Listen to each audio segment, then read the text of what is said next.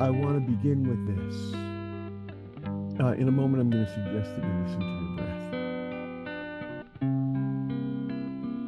Before we do that, be aware that I have scheduled 15 minutes for you to play with this exercise. And then a second thing to do after it. It's a very different sort of drill.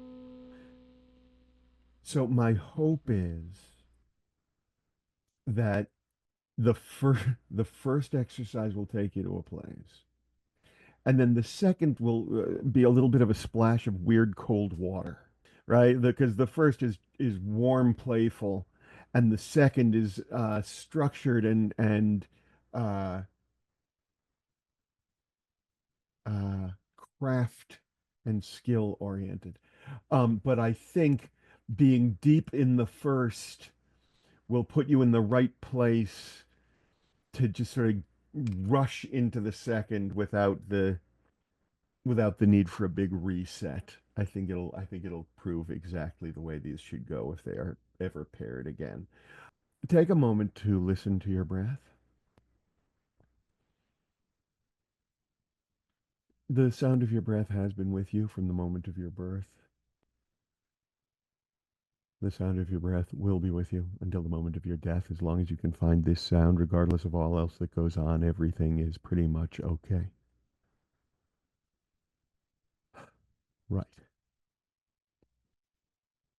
Now, see the time span you intend to spend on this exercise and put a kind of parenthesis around it.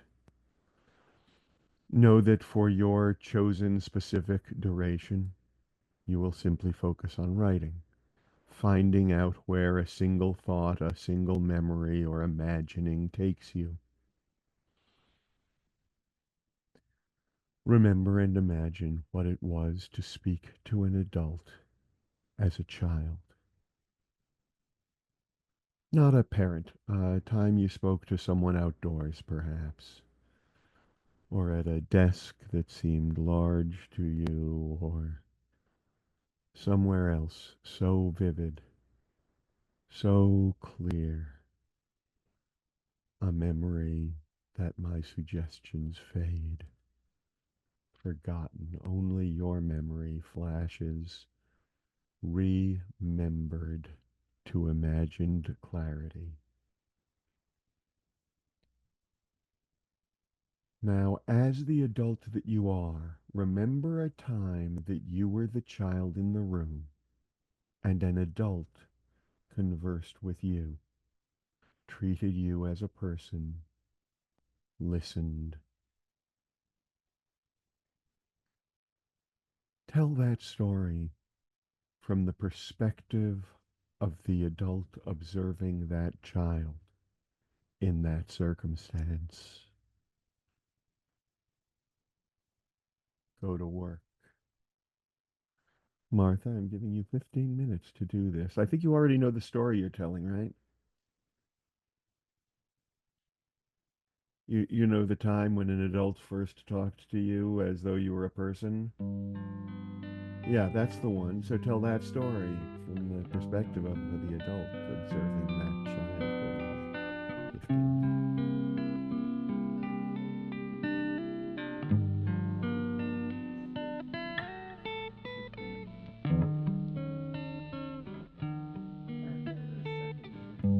Did you look so filled with glee?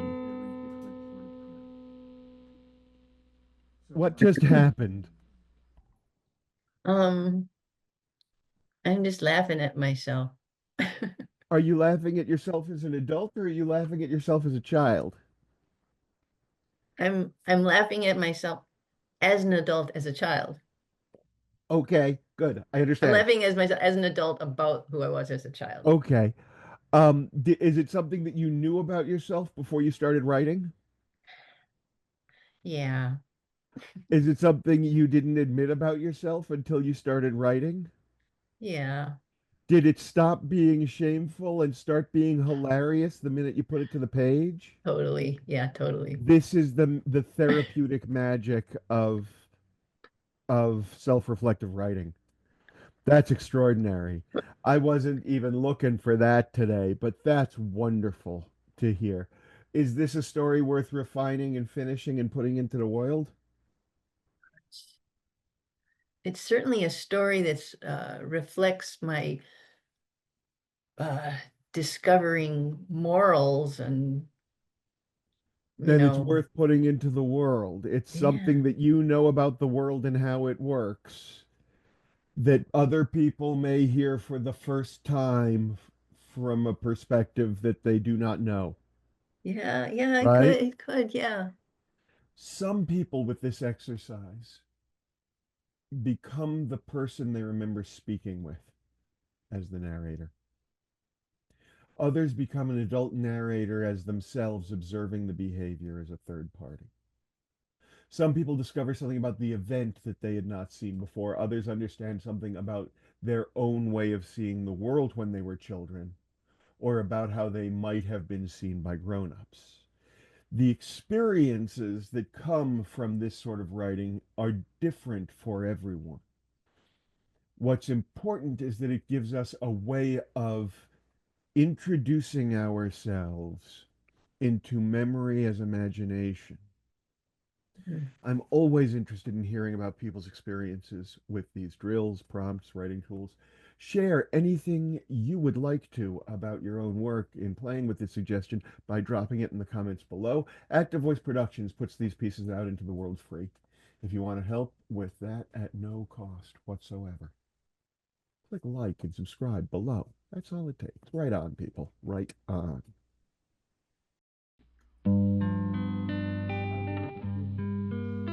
I sometimes speak about the magic's linguistic and the magic's calendrical and the magic's temporal and the magic's musical and so on. Auditory. But a lot of people think it's sort of a put on and it's me playing make believe about pagan magics. But I genuinely believe language is one of the first and most powerful magics. By speaking sounds on the air, one can communicate not only simple ideas like danger or horny right now, as many animals can. We communicate far more complex ones like a frittata would be incredible right now, but I will settle for this granola bar. Complex ideas can be coded into sound representations, objects to be imagined by a listener that then take action of some kind in the listener's mind the moment they have been constructed. Druids understood the power of language as magic. They understood, among many other things about language, that words set to rhyme and scan, spoken just a few times, can be memorized almost instantly. That the familiarity and comfort of such constructs makes them naturally learnable because the mind likes to learn. A formal couplet or quatrain may run on repeat in the brain, like the meaningless jingles for car donation programs for children or fast food distribution corporations. The secret most thing you yearn yet to do requires permission from no one but you. The secret most thing you yearn yet to do requires permission from no one but you. The secret most thing you yearn yet to do requires permission from no one but you. The old magic powers discovered anew can change how you function, I promise. It's true. This exercise comes in two steps. First, find something, anything, that you wish you had figured out earlier in your life and write it down. It may be something you recently learned in a story you wrote or first drafted. Take no more than 4 minutes to choose such a thing and then state it as clearly as you can in a simple sentence. Take a thing you wish you had figured out earlier and state it as clearly as you can in a simple sentence. Pause the video and restart it when you're happy with the clarity of your sentence. So now you have, I believe, a single clear sentence stating something you wish you had known earlier. Is that correct? I have a long sentence. You have a long sentence. Um, does it A little convey a dark. what? It's a little dark. Does it convey a single clear thought?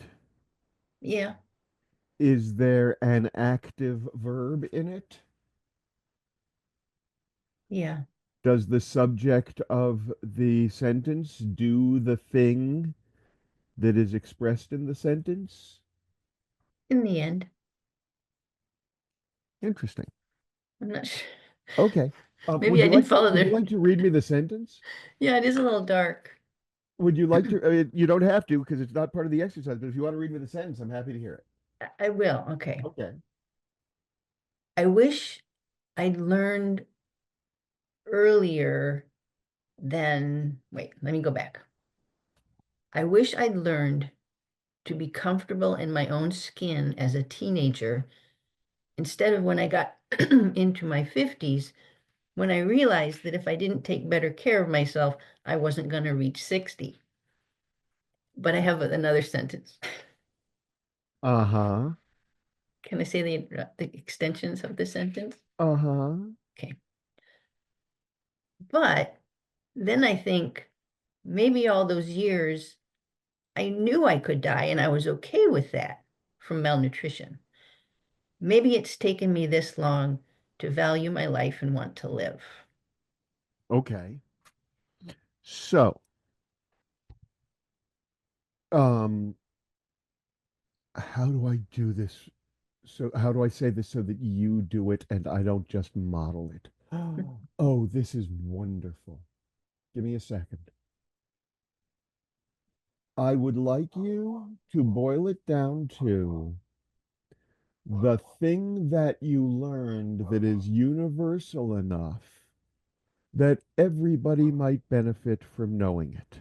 That's how we do it. What is the thing that you learned that is important to you? I don't want to hear that you learned it or when you learned it. I just want to hear what you learned in a short, clear sentence. Go back to work for as long as you need. But I can't say I learned. Oh, No. how do I? Okay, I got you. I got you. If it's a Let me statement, try this. Let me try this. Sometimes people lie. I wish I had learned when I was 7 rather than when I was 42 that the intentions that people proclaim may not be what they mean. That's all about me and when I did what. None of that matters. Sometimes people lie. hmm, That's what I needed to know. okay, I got you. I got You you. I got got it? you. Yep, Okay. yep. Okay. What have you got? All right. A living being needs to be properly nourished to live. That's beautiful. Now, take the idea you have just refined to a clear sentence and express it as a two-line couplet. Wait, That no. is Couplet. two lines that rhyme and follow the same scan. What scan you choose will not matter. So just make sure they sort of match. You'll feel it when you have a proper rhymed couplet. And here's a pro tip. Rough out the couplet fast and sloppy for rhyme and scan, then reduce neutral rhythm syllables as you remain within your scansion.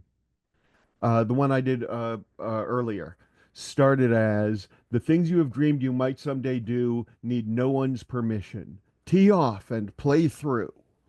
It's clumsy and weak, but it already feels right because it follows the rhyme scan formula. The secret most thing you yearn yet to do requires permission from no one but you.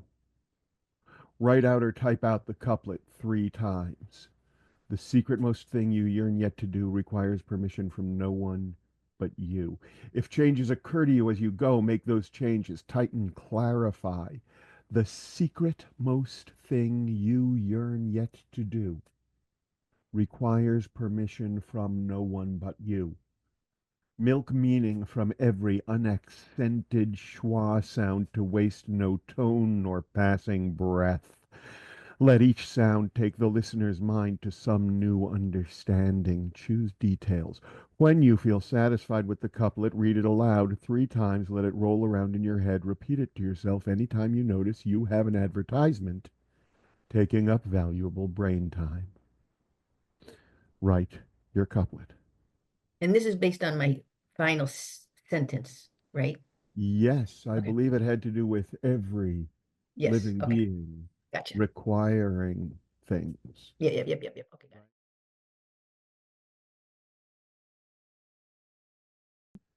What happened to before you read to me? Tell me what happened with this exercise for you. Well, I definitely simplified it down to what it is I'm saying, Uh-huh. right? Uh-huh. And then I started thinking about words that rhyme. Uh-huh. And I didn't know how many rhyming couplets I was supposed to do, so I did two. Oh, okay. I didn't know. I said a rhyming couplet, but let me hear the two.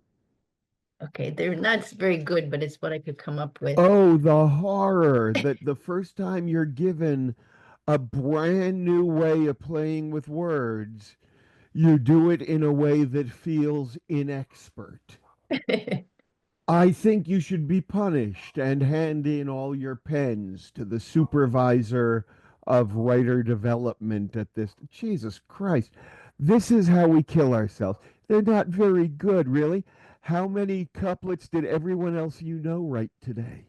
Well, actually, I kind of like them, actually, to be Okay, honest. so why don't we live in that world instead? What do you got for me on couplets that you kind of like? I'll read my two couplets. Please do, Okay. won't you? In order to live, be happy, and thrive, I must eat enough food to stay alive. If I do not, my body will fail, and I will be weak and as thin as a rail. Oh, read it again. Okay. In order to live, be happy, and thrive, I must eat enough food to stay alive. If I do not, my body will fail, and I will be weak and as thin as a rail. First of all, what you have written is a quatrain. Okay. It's well, it's good because it's two couplets that Okay. make a Yeah. full thought. It is a 4 line rhyme scheme. The rhyme scheme you used is AABB. It's beautiful. Now, I am tempted just to run this whole session as a fucking thing on YouTube because, good God, this could not have worked out more excitingly for me. Um, when I want to take 1 minute to do something with it with you before we get back to anything I wrote down to say at you. In order to is 3 syllables that can be replaced with the word to. And now I have 3 syllables of real estate to play with. So, how can I restructure so that I still have the scan I wanted, but those 3 syllables, and it may mean that you have to change the whole sentence around, but you have to keep thrive at the end, or yeah, you have to keep Mhm. thrive as the last word. Wait, wait, Do wait, that wait. with each of the do that with each of the both the first line and then the second line, all the unnecessary syllables. See how powerfully you may Okay. use each Okay. syllable so that as the single line reveals itself, new information comes with each image, sound, with each sound. It's almost like putting together a puzzle. Yeah, yeah, yeah, I get that. Because as you adjust one line, other lines fall apart, and then oh wait, I'll take that word from that next line, and then I got all Hmm. this room in the next line for new idea to be expressed. Yeah, yeah, I get it. So is it the same number of syllables To that match scansion, you have the same number of syllables okay, with the same natural inflection point. okay. I am always interested in hearing about people's experiences with these drills, prompts, and writing tools. If you find anything interesting about your own work in playing with this suggestion, please drop it in the comments below. I'd love to read your couplets and hear about how you're playing with rhyme and how forcing yourself into a scan felt to you. Active Voice Productions puts these pieces out into the world for free. If you want to help with that at no cost whatsoever, click like and subscribe below. Right on, people. Right on. All right. I think we have just created two fine pieces of content.